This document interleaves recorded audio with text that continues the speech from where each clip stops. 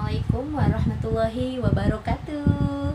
Come back with me. Kembali lagi bersama saya Misha or Misharma.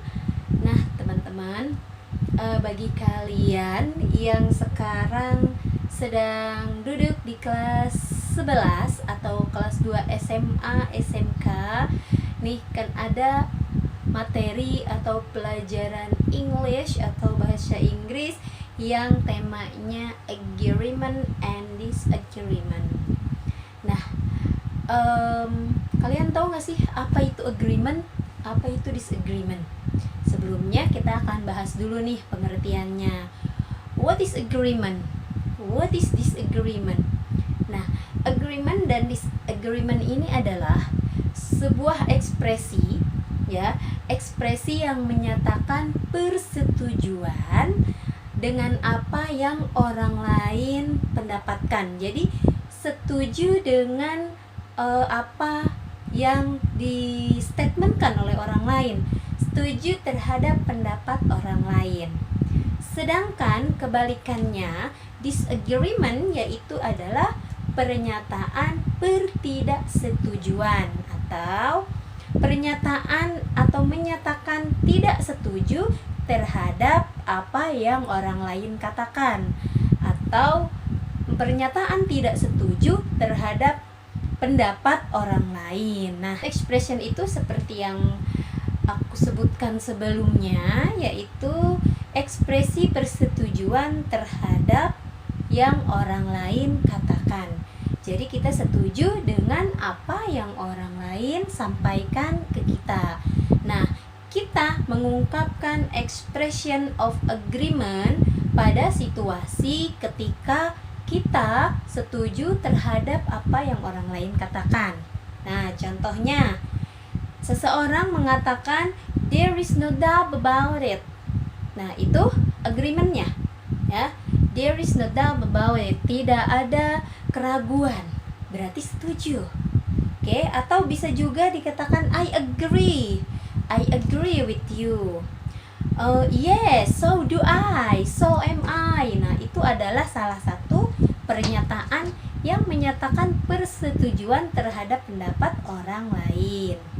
Sedangkan yang pendapat tidak setuju atau expression of disagreement atau disagreement expression itu adalah kebalikannya.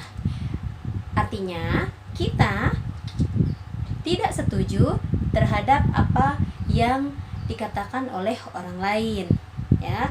Kalau tadi kita setuju bilangnya I agree, so am I, so do I. Kemudian kalau tidak setuju sebaliknya, kita mengatakan I disagree with you, I don't agree with you, I'm sorry but I disagree. Nah, biasanya kalau kata-kata I'm sorry itu adalah untuk tidak membuat orang yang mengatakan pendapatnya itu agar mereka tidak tersinggung. Jadi kita bilang dulu I'm sorry, seperti itu, ya. So I'm afraid I can't agree with you. Kemudian the problem is that bla bla bla. Kalau kita mau memberikan alasan, saya nggak setuju loh, masalahnya begini. Jadi kita itu tidak setuju ada alasannya kenapa, seperti itu. Jadi orang yang kita sampaikan bahwa kita tidak setuju, mereka jadi paham, oh tidak setujunya seperti ini. Nah, itu ya dalam bahasa Inggris. Kemudian ada partial agreement expression. Nah, untuk partial ini namanya juga partial, part ya, berarti sebagian. Ada setuju, ada tidak, ya. It only partly true that bla bla bla. Itu hanya sebagian saja yang betul. Apa nih yang betul disebutkan? Jadi sebagiannya saja, itu namanya partial, ya. I can agree with you only with the reservation, misalnya. Saya tidak setuju dengan kamu, tapi dengan yang hal ini saya setuju, begitu. Jadi partial itu adalah kita setuju hanya sebagian saja, sedangkan sebagiannya kita menyatakan tidak setuju. Nah, itu yang disebut dengan partial. Nah, contoh kalimatnya, misalkan seseorang mengatakan I'm a bit nervous. Saya sangat nervous nih. Nah, kalau yang mendengarkan juga merasakan hal yang sama, berarti setuju dengan apa statementnya, maka kita menjawabnya agreementnya so am I, saya juga sama gitu. Kemudian disagreementnya oh I'm not, saya tidak. Nah itu jadi agreement dan disagreementnya. Kemudian contoh kedua adalah I can't speak French, I can't speak English, saya tidak bisa nih berbahasa Inggris. Temannya pun sama, dia mengatakan neither I can, neither can I, saya juga nggak bisa gitu ya. Nah kalau yang tidak setuju, kalau yang setuju neither I can, yang tidak setuju bisa oh I can. Nah jadi yang setuju dan tidak setuju itu berbeda ya. Nah itu beberapa contohnya ya, tentang statementnya apa, kemudian agreementnya seperti apa, dan disagreementnya seperti apa. Bagaimana kita cara mengungkapkan agreement dan disagreement tersebut. Kemudian contoh kalimatnya, nah ini dia contoh kalimatnya. Kita bisa lihat, how do you feel about the stray dogs of Valparaiso? Kemudian dijawab, well, if you ask me, the stray dogs are big problem. Nah, di situ ada yang di garis bawah tuh. If you ask me itu adalah menekankan. Kalau kamu bertanya terhadap saya, itu adalah masalah besar seperti itu ya. Nah, kemudian mereka menanyakan, si A ini menanyakan lagi, why do you think that? Kenapa kamu berbicara seperti itu?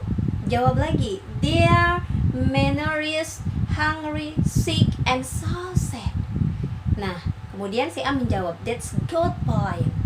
Itu a good point. Berarti dia setuju dengan yang dinyatakan oleh temannya si B tersebut, ya. Nah, itu salah satu contoh dalam kalimat. Baik, sampai di sini.